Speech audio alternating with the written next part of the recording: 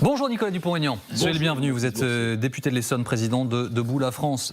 Est-ce que vous attendiez avec, je sais pas, une forme d'envie, de curiosité, de gourmandise, la liste du premier gouvernement de Gabriel Attal ? Bon, j'ai regardé comme tout le monde, je ne vais pas faire semblant de dire que ça ne m'intéressait pas. J'ai regardé, et surtout, je trouve tellement de bruit pour pas grand-chose. C'est-à-dire que quand je regarde ce qui s'est passé, je pense à mes concitoyens et je sais au fond d'eux-mêmes qu'ils ont compris qu'on était dans le marketing pur, que tout cela durera très peu de temps, parce que au fond, ce sera la même politique. Ce sera la même politique pour deux raisons d'ailleurs. La première, c'est qu'il y a les ministres, je dire principaux, du moins certains, qui restent au bilan catastrophique. Je pense à Dupond-Moretti, je pense à Le Maire, etc. Donc là, rien va changer. Et puis surtout, le pouvoir, il est à l'Élysée, il n'est même pas à l'Élysée, il est à Bruxelles. Et donc, en fait, c'est un paquet cadeau. C'est un beau paquet cadeau. Vous savez, les pochettes surprises de nos enfants dans les boulangeries, il y avait une grosse pochette, puis il y avait plein de papier dedans, puis il n'y avait rien. C'est exactement ça. Donc ça trompera, ça durera un mois. Et parce que derrière, rien ne changera. Est-ce que cela ne signe pas encore un peu plus la fin de la droite de gouvernement en France ? Vous venez de cette droite-là, comme Rachida Dati. Elle a choisi d'entrer au gouvernement. Vous avez fait un autre choix. Alors là, vous avez raison sur ce point. Moi, je crois qu'il n'y a que deux solutions pour les LR. Je leur ai toujours dit. Soit ils faisaient comme moi, c'est-à-dire rester ce qu'ils sont, mais au second tour faire des alliances avec le Rassemblement national, soit ils vont chez Macron. Il n'y a pas d'autre solution. Et en fait, Rachida Dati, elle a choisi de faire ce qu'ont fait Darmanin et les autres.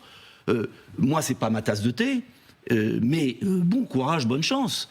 Et puis, de l'autre côté, moi, je dis à Éric Ciotti et je dis aux Républicains, d'ailleurs, j'en vois beaucoup qui arrivent à Debout la France, qui viennent parce qu'ils me disent, les Républicains, ils savent plus où ils habitent.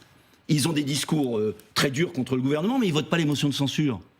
Donc, moi, je vous dis très clairement, si Debout la France prospère, et se développe, c'est parce que ce sont des républicains qui viennent me voir et qui me disent on n'en peut plus de l'entre-deux. Soit ils vont vers Macron, c'est cohérent, soit ils viennent pour ce que je demande depuis des années, une grande coalition qui va des républicains qui ne veulent pas de Macron au Rassemblement national en passant par Debout la France et Reconquête. C'est la seule solution. Mais est-ce que la clarification ne passe pas par vous au RN du coup ? Si je suis votre logique jusqu'au bout. Vous confondez premier tour et deuxième tour. Il peut y avoir au premier tour différents partis qui se rassemblent au second tour, ce que j'ai toujours fait. Moi, je ne suis pas RN, je ne serai pas RN. Je suis gaulliste, Debout la France. Il peut y avoir plusieurs partis qui se rassemblent, comme il y a plusieurs partis qui se rassemblent derrière Emmanuel Macron. Il faut clarifier. Mais le vrai problème n'est pas là. Ça, c'est de la politique. Non, attendez, pardonnez-moi, parce que la politique, elle est très importante. Et il y a une géographie. Mais il y a une géographie du Parlement qui est très intéressante et que les Français regardent avec beaucoup d'attention depuis les dernières élections législatives. La gauche demande un vote de confiance à Gabriel Attal à l'issue de son discours de politique générale, probablement mardi. On attend le détail. Vous avez entendu le Premier ministre hier qui a laissé planer le doute, rappelant cette géographie, donc cette majorité qui n'est pas absolue. Est-ce que vous demandez un vote de confiance ? Est-ce que vous voteriez contre ? Mais il faut un vote de confiance et je voterai contre, bien sûr, puisque rien ne va changer. Je vais vous donner un symbole incroyable. Hier, sur le plateau de TF1, Gabriel Attal nous explique qu'il va s'occuper des classes moyennes. Oui. 2 milliards. Mais le même jour, on apprend qu'il y a une augmentation de 10% du prix de l'électricité. Il n'a pas confirmé hier. Il a été interrogé à ce sujet. Il n'a pas confirmé, ça va se faire. Et ça a été annoncé par Bruno Le Maire. Non mais on est en plein délire. Vous savez, les Français ne supportent pas tout ça. Ils ont très bien compris. Nos agriculteurs sont en train de crever. Les agriculteurs allemands se réveillent à cause d'accords de libre-échange menés par l'Union européenne. La délinquance explose. On a eu les chiffres en janvier. Moi, je regarde les faits. Et Gabriel Attal hier, les actes. Bon, c'était très bien organisé. Monsieur Dupont-Aignan, les faits, c'est aussi un pays qui a mieux résisté que d'autres à l'inflation. Bah si, pardonnez-moi. Mais regardez les Français qui crèvent la faim. Mais c'est plus possible.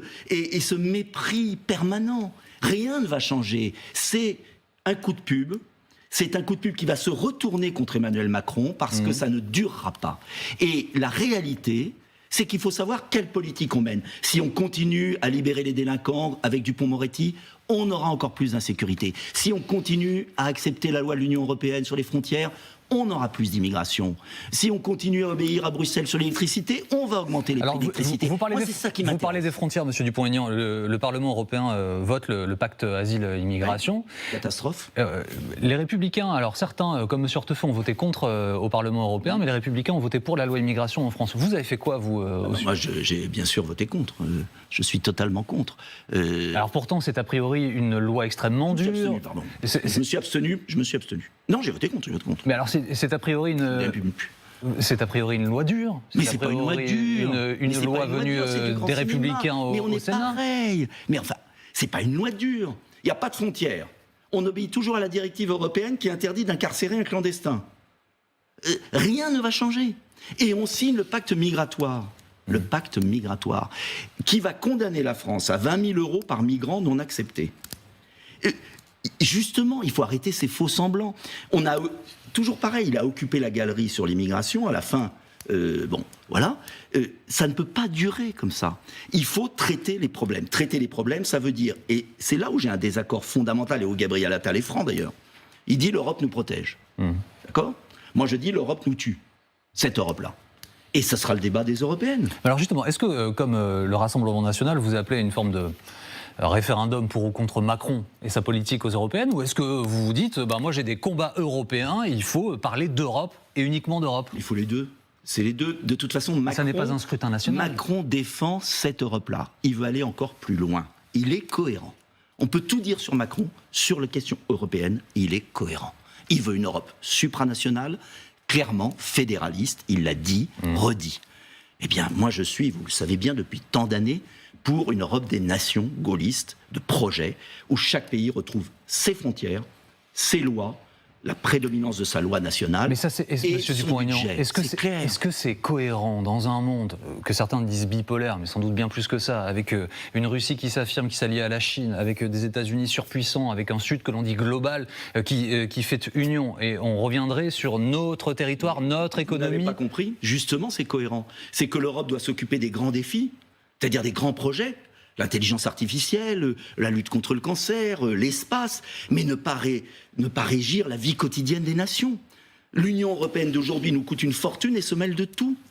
Il faut faire revenir 90% des compétences vers les nations, retrouver nos frontières, gérer notre pays, retrouver notre démocratie, ce qui n'interdit en rien de travailler avec nos partenaires sur des grands projets pour affronter la Chine, les États-Unis ou les autres. C'est pas incompatible. Et la grande confusion qui est mise depuis des années, c'est de faire croire aux Français qu'en confiant tous les pouvoirs à une commission et à des juges non élus, on va être plus fort dans le monde. On n'a jamais été aussi faible.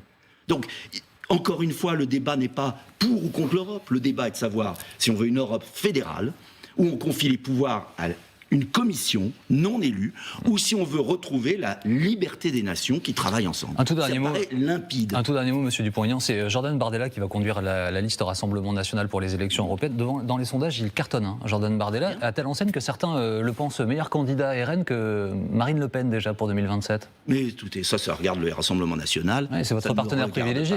Ça regarde le Rassemblement National.